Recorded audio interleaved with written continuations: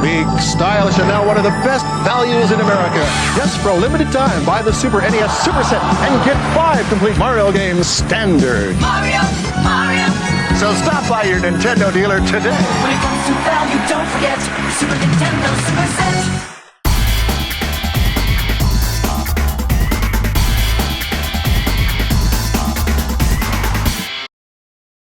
Hello everyone and welcome back to Player One Start. In the previous video, I showcased that I was going to clean up and restore my Super Famicom, my childhood Super NES, and the SNES 2 that I have. It turned out the Super Famicom was really dirty and needed a lot of deep cleaning, so that was the only console that I was able to get done in the previous video. If you want to see that, there should be a link popping up in the corner, and of course there will be one in the description and at the end of this video. That said, let's go ahead and clear off the workbench and make room for my childhood Super Nintendo console. Can't believe I've never taken this apart, but I suspect this thing is going to be in tip-top shape because since I've had it, it has spent its life almost always hooked up to at least a television in my room, and eventually when I moved out of my parents' house, it's been hooked up in my house somewhere, so let's go ahead and take a look.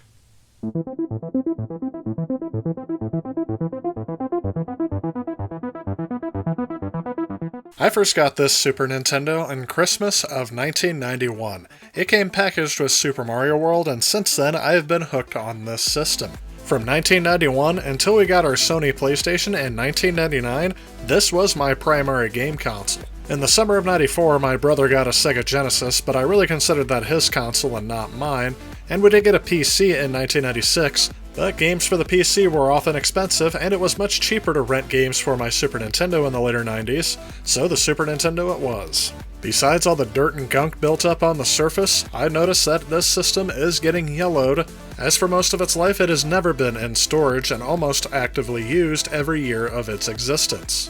There is less yellowing around the controller ports and the front, and I can make out the remnants of a sticker that used to live near the power button. It was actually on there for a while. I think it fell off in the last move. But in terms of getting this console retro-brighted, I'm a bit torn, as this is the way I'm used to seeing my Super Nintendo, at least for the last 15 years or so, as the plastic started turning yellow. I know many out there would not be torn at the prospect of retro-brighting this system, but as this console is particularly nostalgic to me, I don't want to do anything that could possibly damage the plastic, so we'll see what happens after I deep clean the system. And as you can tell as I zoom in here, there is a lot of dirt and gunk that has built up on this system over the last 30 years. Other than the occasional dousing of Windex and wiping off real quick, I don't think I've ever done any deep cleaning, and you can tell all the nooks and crannies of this system have a lot of gunk built up in them that I just haven't gotten to clean up yet. So this thing definitely needs some work before it can be ready for the ultimate Super Nintendo review. And yes, I photographed every square inch of this console to capture the 30 years of memories I'm about to wipe away. First, I decided to use some denatured alcohol and a cotton pad to clean this off. I don't want to use anything too abrasive as I want to keep the texture of this system intact. I'm also curious to see if this removes any of the yellowing on the plastic, as maybe some of this is just dirt and gunk that have built up on this system over the years. Next, I got out a cleaning cloth and decided to go to town on this system, and I was making some progress after a while.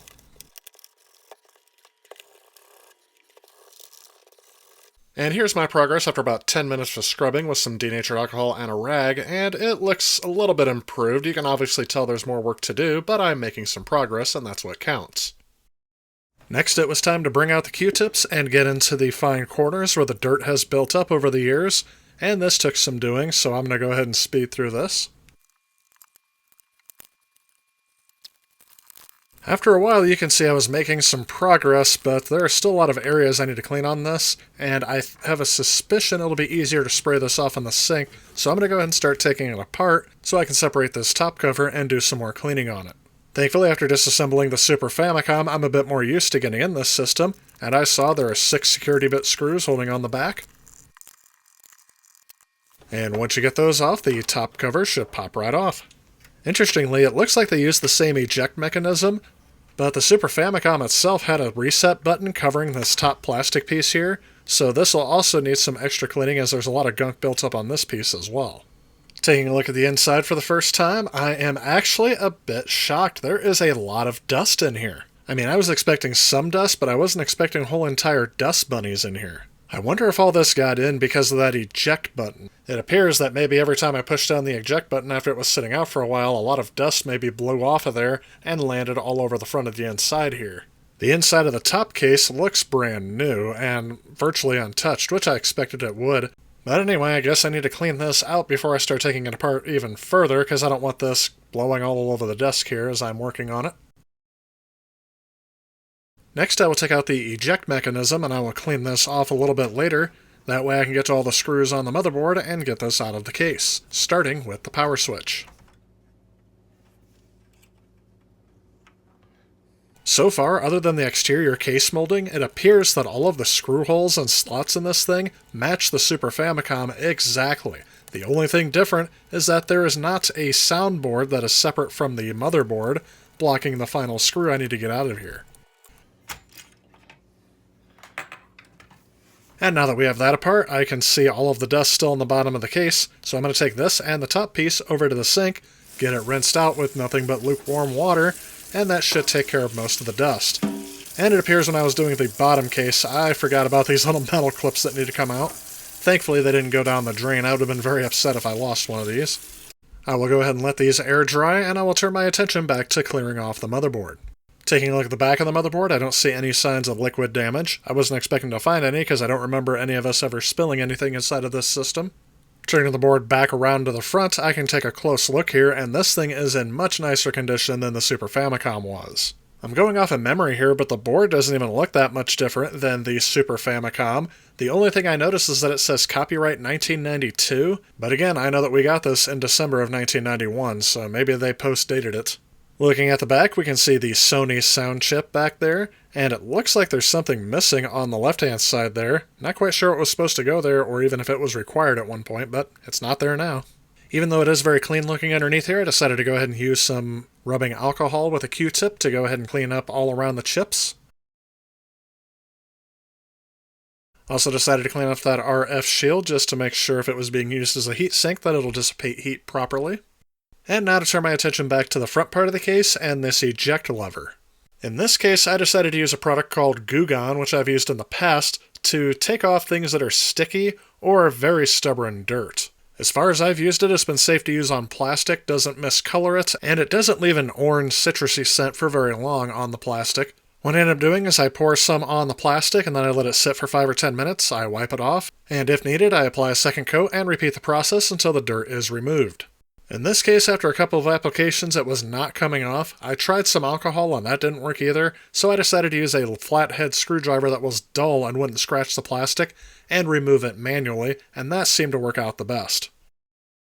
I applied the same treatment, starting with Goo Gone, then going to denatured alcohol, and then finally using a dull flat-tip screwdriver to get into the nooks and crannies around the power button and these little ridges around the power and reset button, and that got rid of the dirt on there as well. Alright, now that that's done and the bottom of the case is done drying, I can go ahead and put it all the way back together.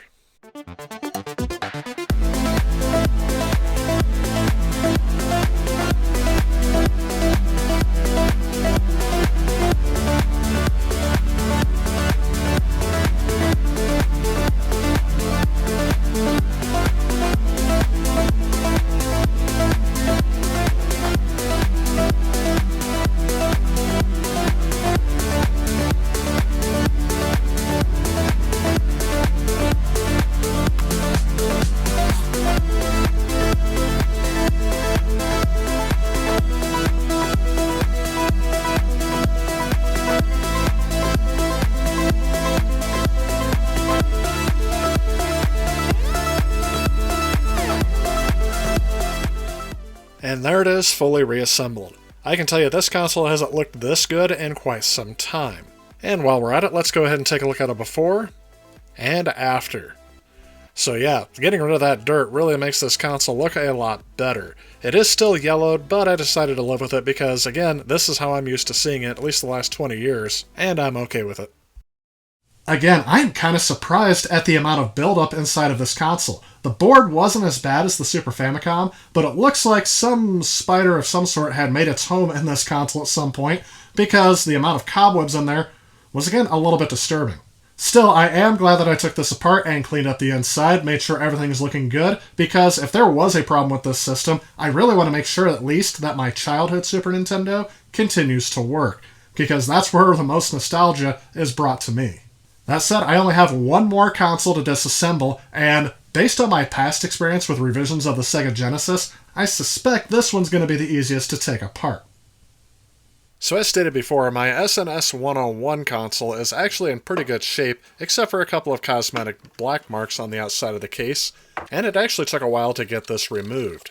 After about 10 minutes of scrubbing at this black spot with some denatured alcohol, I could tell I got some of it off, but I also noticed that it removed some of the texture from the case, so I was probably rubbing it a bit too hard. But eventually it all came off, and I was able to clean out these ridges on the console, and then I decided to go ahead and take it apart. They still use the standard Nintendo security bits on the back, but there's only 4 screws instead of 6 to remove. However, once you get those out, the top case comes right off, and yikes, this thing is so much smaller than the original Super Nintendo. This actually reminds me of the top loader NES revision that they had, as the cartridge slot is almost as wide as the motherboard. The pleasant surprise about this console is even though I bought it used, this thing looks immaculate inside. I actually can't tell if anyone else has already been in here, but I decided to go ahead and take off the metal shield so I can get a look at the motherboard, just to see if there was anything I was missing. Once I got that metal shield off, you can take a look and see how they were able to reduce the cost of the Super Nintendo by reducing the amount of chips, almost including everything in one chip. That being the CPU, the PPU. I've also been told that the best video output you can get from your Super Nintendo is from a one-chip source. But the SNES 101 actually lacks RGB output, which you can get with the right cable adapter out of the back of an original model Super Nintendo. Still, as this is the newer console, this has actually been the workhorse for all of my Super Nintendo videos to date on the channel, as I use composite output into an HDMI upscaler to capture footage. As of right now, I'm pretty sure the big chip is where everything is happening, but I'm not sure what these smaller support chips are doing, so we'll have to wait until I'm able to research this to get more information. That said, after a quick once-over with some rubbing alcohol and some compressed air, I'm ready to put this system back together.